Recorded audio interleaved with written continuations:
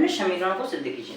चलो क्वेश्चन, एक समान त्वरण गति के लिए निम्न समीकरणों को सिद्ध कीजिए या फिर गति के समीकरणों को सिद्ध कीजिए। तो टॉपिक्स ए है कि गति के समीकरण 3 है। कितने हैं? 3। पहला जो है वो v बराबर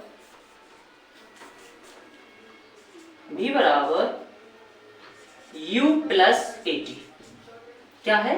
v बराबर u प्लस at, ठीक है ना। तो एक एक समीकरण लेंगे और एक अपन क्या करेंगे, इसको प्रूफ करेंगे। मतलब जो कोई बोल रहा था न्यूटन कि ये समीकरण है प्रथम, इसको अपन को क्या करना है, सिद्ध करना है। क्या v बराबर u प्लस at होता है कि नहीं होता है, इस चीज को अपन क्या करना है, प्रूफ करना है, ठीक है ना। तो अपन इसको प्रूफ करेंगे। तो फर्स्ट समीकरण है, इसको यहाँ पर डाल दें, गति के समीकरण, ठीक है ना। क्या है गति के समीकरण? तो फर्स्ट समीकरण है v बराबर u प्लस at, ठीक है। क्या है? v बराबर u प्लस at। कोई प्रॉब्लम? ठीक है, तो क्या करना, अपन को प्रूव करना है। तो सबसे पहले एक चीज समझो कि v क्या है, u क्या है और at क्या है। यहाँ पे इसके मान याद रखना होगा आपको। क्या है भाई, जैसे कि यहाँ पे समझ लें, चूंकि v बराबर क्या है, v बराबर वेग है। v बराबर क्या है? वेग, अंतिम वेग। कौन सा वेग है? अंतिम वेग। अब देखो, वेग का मतलब होता है कोई वस्तु जैसे चल रही है, किसी दिशात्मक तरीके से क्या कर रही है, चल रही है, सब तरीके से चल रही है। अब वस्तु दो तरीके से चलती है। पहले वस्तु का एक प्रारंभिक वेग होता है, फिर उसके बाद अंतिम वेग होता है। जैसे कोई वस्तु पहले स्टार्ट हुई है ना, फिर उसकी कुछ गतियां होगी, बस स्लो से तेज जाएगी, है ना, या फिर तेज से स्लो आएगी। तो मतलब उसकी दो गति होती हैं, दो वेग पर हमेशा होंगे। किसी वस्तु, यदि कोई वस्तु चल रही है तो उसके हमेशा ही दो वेग होते हैं। कौन कौन से? एक प्रारंभिक वेग, एक अंतिम वेग। प्रारंभिक वेग को बोलते हैं u और अंतिम वेग को बोलते हैं v। तो u बराबर प्रारंभिक वेग, u बराबर क्या होता है? प्रारंभिक वेग, और v बराबर क्या होता है? अंतिम वेग। अब चूंकि यहाँ पे v और u तो हो गया, अब a क्या है? तो a यहाँ पे होता है त्वरण। ये क्या होता है? त्वरण, एक्सीलेटर। क्या होता है? एक्सीलेटर, ठीक है ना। अब अपन मोशन पढ़ रहे हैं तो न्यूटन ऑफ लॉ, ठीक है ना, तो कोई दिक्कत की बात नहीं। यहाँ पे a बराबर क्या होता है? a बराबर एक्सीलेटर मतलब त्वरण, ठीक है ना। इस चीज को समझना। एक त्वरण क्या होता है? वेग में परिवर्तन की दर बटा समय अंतराल, ठीक है ना।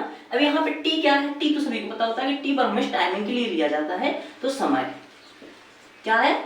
समय, ठीक है। इतनी चीज आ रही है समझ में? कोई प्रॉब्लम हो तो बताओ, आ रही ना, अच्छे से आना चाहिए, ठीक है। क्या होता है? v बराबर u प्लस at। तो यहाँ पे v क्या है? अंतिम वेग, u क्या है? प्रारंभिक वेग, a क्या है? त्वरण, और t क्या है? समय। जी हम एक एक टॉपिक आपको पहले पढ़ा चुके हैं कि वेग क्या होता है, त्वरण क्या होता है, विस्थापन क्या होती है, दूरी क्या होती है, चाल क्या होती है। ये तो टॉपिक हम सारे पढ़ा चुके हैं। अब यहाँ पे ये बस समझो v बराबर अंतिम वेग होता है, u बराबर प्रारंभिक वेग होता है, a बराबर त्वरण होता है और t बराबर समय होता है, ठीक है ना।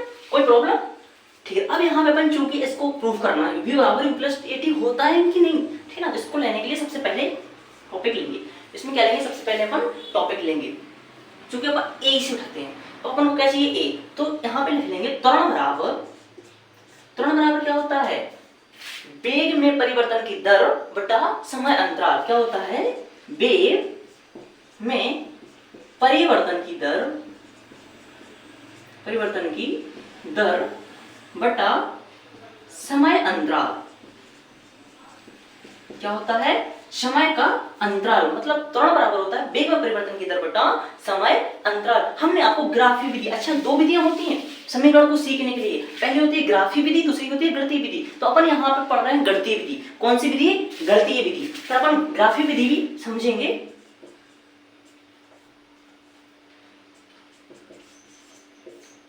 ठीक है ना। यहाँ पे समझ लो गणितीय विधि, ठीक है ना। ग्राफी विधि भी अपन बहुत अच्छे से समझेंगे। अब हम गणितीय विधि समझ लें। तो चूंकि त्वरण को बोलते हैं a से लिखा है, ठीक है ना। अब वेग में परिवर्तन हो रहा है। क्या हो रहा है? वेग में परिवर्तन होता है। वेग में क्या परिवर्तन होगा भाई? अंतिम वेग से प्रारंभिक वेग की ओर होगा।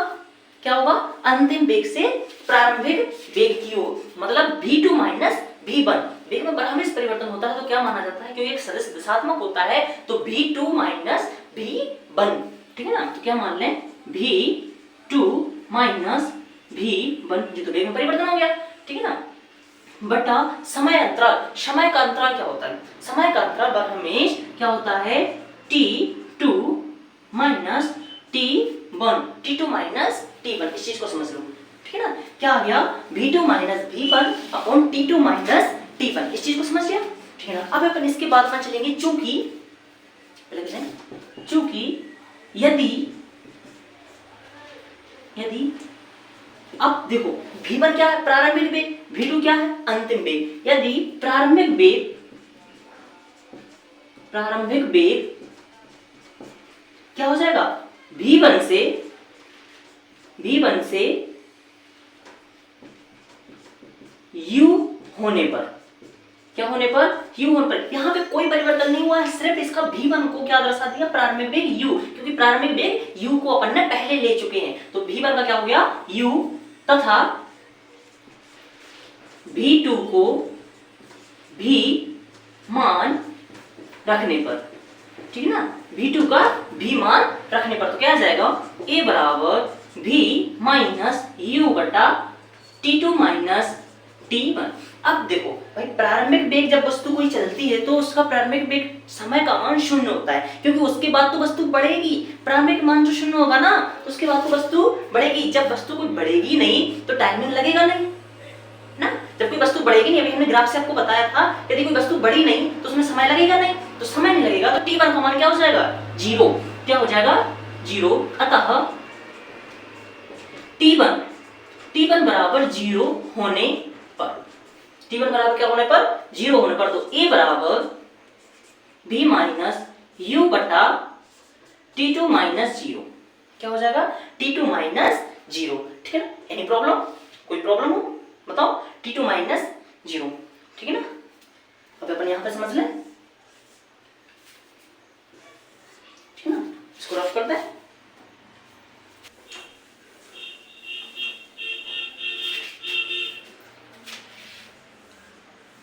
ठीक है ना, अब अपन इसको समझें कि क्या होता है, A बराबर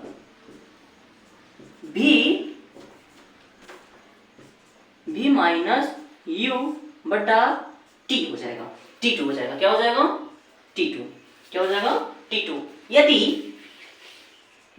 यदि T2 को T मान ले तो क्या मान ले, T मान ले भाई, T2 को क्या मानना है, T मानना है, तो क्या आ जाएगा, E बराबर V माइनस U बटा T, क्या हो जाएगा, U बटा T। कोई प्रॉब्लम नहीं है ना, इतनी 3-4 लाइन तो बस इसको समझ लो आराम से। अब यहाँ पे पक्षांतर हो जाएगा, तो क्या आ जाएगा, AT, यहाँ पे क्या हो गया, पक्षांतर, AT बराबर V माइनस U, क्या हो गया, AT बराबर V माइनस U। अब अपन को चाहिए क्या है, चाहिए तो ये है V बराबर U प्लस AT, अपना क्या आ गया, AT आ गया, तो U को इस साइड लाना, तो U किस में है, माइनस में, पक्षांतर करें तो किस में पहुंच जाएगा, प्लस में, क्या आ जाएगा, U प्लस AT बराबर V, क्या आ गया, U प्लस AT बराबर V, सही क्रम रख लिया तो क्या आ जाएगा, V बराबर U प्लस AT। कोई प्रॉब्लम, कोई प्रॉब्लम हो, क्या हो गया, प्रूफ,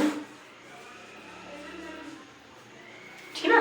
अपन को देखो कुछ नहीं करना है, सबसे पहले टॉपिक ही समझ लीजिए, इसमें अपन को सिर्फ एक चीज रखना है, त्वरण बराबर एक्सीलरेटर बराबर क्या होता है, वेग में परिवर्तन की दर बटा समय अंतराल, तो त्वरण को अपन बोलते हैं A। तो अब वेग में तो परिवर्तन हो रहा है, तो क्या जाएगा, V2 माइनस V1। अब जी आया कहां से, जी हम आपको वेग में पढ़ा चुके हैं, तो क्या जाएगा, V2 माइनस V1 बटा, अब समय अंतराल में ही परिवर्तन हुआ ना, तो क्या आ जाएगा, T2 माइनस T1। अब यहाँ पे V का प्रारंभिक वेग क्या है, V1, तो V1 को अपन रख लिया है U, V1 को क्या रख लिया है, U, तो अपन ने U का मान रख लिया, अब V2 का अपने आप V हो जाएगा भी, ठीक है ना, क्योंकि अब अंतिम वेग है, क्या हो जाएगा, ऐसी टाइमिंग का रख लिया अपन ने, टाइमिंग का क्या रख लिया, T1 का मान 0 और T का मान T, T2 का मान T, ठीक है ना, तो यहाँ पे रख लिया। तो यहाँ पे आप टॉपिक के लिए कुछ नहीं करना, पक्षांतर कर दो, यहाँ पे नीचे के ऊपर क्या जाएगा, AT आ जाएगा बराबर V माइनस U, है ना।